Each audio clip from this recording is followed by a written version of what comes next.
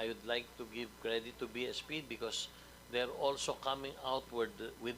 stricter guidelines para nang sa ganun ay lalo pong makontrol yung e-payment platforms na pangkasalukuyan. Ang totoo po sa pamamagitan ng hearing noong nakaraang linggo sa Senado, nag-utos na po ang Bangko Sentral sa lahat ng e-payment platforms na wag na munang makikipag-ugnayan o wag munang mag-integrate sa mga gaming platform providers. Yes, At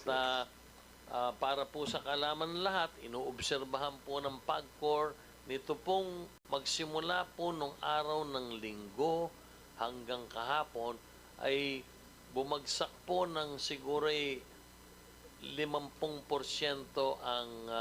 online gaming transactions magsimula nung iniutos ng Bangko Sentral na mag-delink muna ang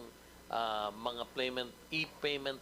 platforms na ito sa integration with online gaming companies.